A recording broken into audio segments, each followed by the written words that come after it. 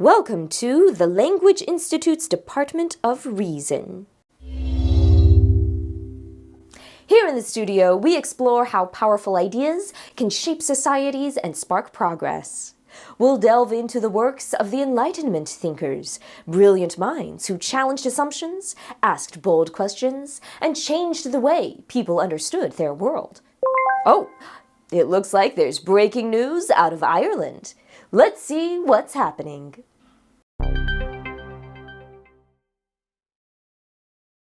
Tonight, the most wanted madman in Ireland is still on the loose.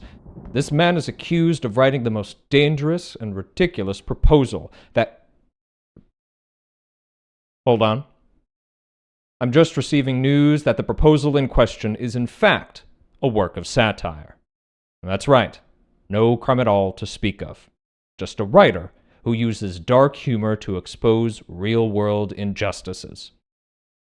Well, back to you, Caroline. Dark humor? Dangerous proposals? Injustice? Sounds like we've got our work cut out for us. Your mission is to uncover how this writer, Jonathan Swift, uses satire to challenge societal norms in his infamous text, A Modest Proposal. You'll identify his argument and analyze the use of some rhetorical devices. Grab your guided notes and come on.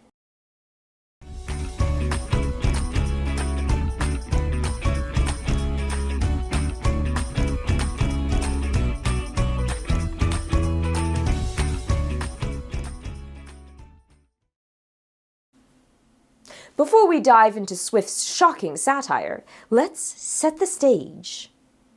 In the early 1700s, during Swift's time, Ireland wasn't just poor. It was heavily controlled by English colonial rule. For many years, the Irish people faced unfair laws and economic hardships that made it nearly impossible for them to get ahead. England's landlords controlled most Irish land, collecting high rents that left Irish families impoverished. The best crops and resources? Exported to England, leaving little for Irish locals. And if that wasn't enough, Catholics, the religious majority in Ireland, faced harsh discrimination under the penal laws, which restricted their rights to own land, get an education, or practice their religion freely. The penal laws turned anti-Irish prejudice into national policy. The result? Widespread poverty and starvation. The poor, especially in rural areas, were left with few options to survive, trapped in a cycle of oppression. It's within this harsh reality that Jonathan Swift wrote A Modest Proposal, a work designed to shock, provoke, and demand change. You know what? I think we need to jump into the text and see for ourselves what this is all about. As we read a passage from the text, see if you can identify what Swift's scandalous proposal actually is. I shall now, therefore, humbly propose my own thoughts, which I hope will not be liable to the least objection. I have been assured by a very knowing American of my acquaintance in London that a young healthy child, well nursed, is, at a year old, a most delicious, nourishing, and wholesome food, whether stewed, roasted, baked, or boiled. I have reckoned upon a medium that a child just born will weigh 12 pounds, and, in a solar year, if tolerably nursed, increaseth to 28 pounds. I grant this food will be somewhat dear, and therefore very proper for landlords, who, as they have already devoured most of the parents, seem to have the best title to the children. Okay, wow, I know the reporter warned us, but wow, I think we both need a minute to collect our thoughts. Let's pause the video here to identify what Swift's proposal is for preventing the children of poor people from being a burden to their parents or country, and for making them beneficial to the public. I don't know about you, but it sure seems to me like Swift is proposing that... I cannot believe I am saying this. That we should eat babies. You heard the same thing, right? Okay, good. Wow, that is pretty wild.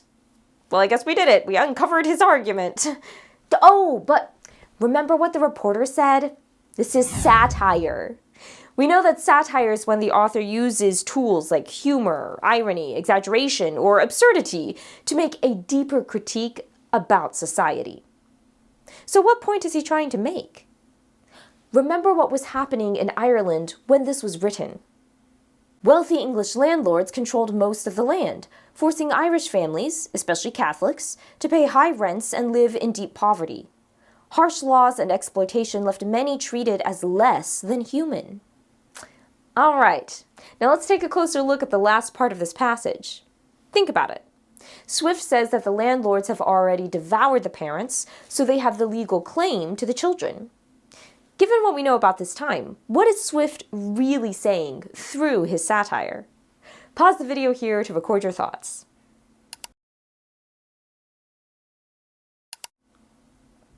Swift doesn't literally mean landlords are eating people. He's using this phrase to symbolize how landlords have economically and emotionally drained the Irish poor, consuming their livelihoods. By saying landlords have the best title to the children, Swift is pointing out how much power they hold over these families, and how the wealthy view the poor as commodities rather than as people with dignity and rights. This is the real target of Swift's satire. Not poor children being a burden on society, but the wealthy and powerful who exploit others while pretending to care about solving societal problems. Now that we have a better idea of what Swift is saying, let's take a closer look at how he says it. Swift uses many rhetorical devices to enhance the satire of his proposal, including hyperbole. Hyperbole is when something has been exaggerated to such an extreme that it becomes impossible to take literally. And the effect of this extreme exaggeration?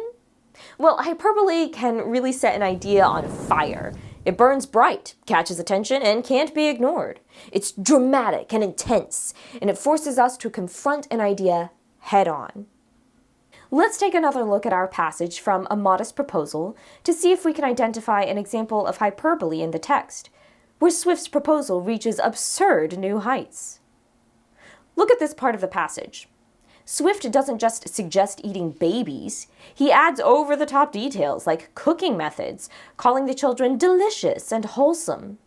Think about the effect this outrageous exaggeration would have on his audience. How does Swift's use of hyperbole help him criticize the treatment of the poor? Pause the video here to record your thoughts.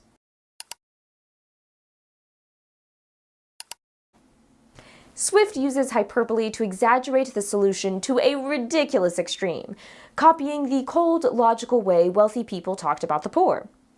This parallel shocks his audience and makes them uncomfortable, forcing them to stop and ask, how heartless and dehumanizing are these attitudes, really? That's where his satire starts to, well, bite. But hyperbole isn't the only technique Swift uses. He also uses its cooler, quieter opposite, understatement. Understatement is when something is presented as less important or intense than it really is, often to make a point.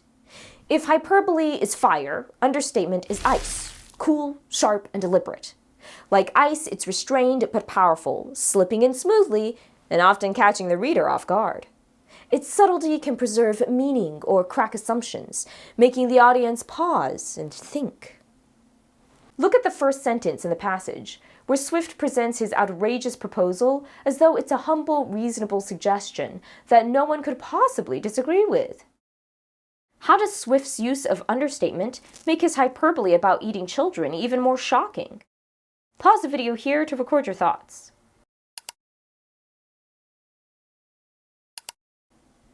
Swift's understatement makes the hyperbole more shocking by creating a false sense of calm.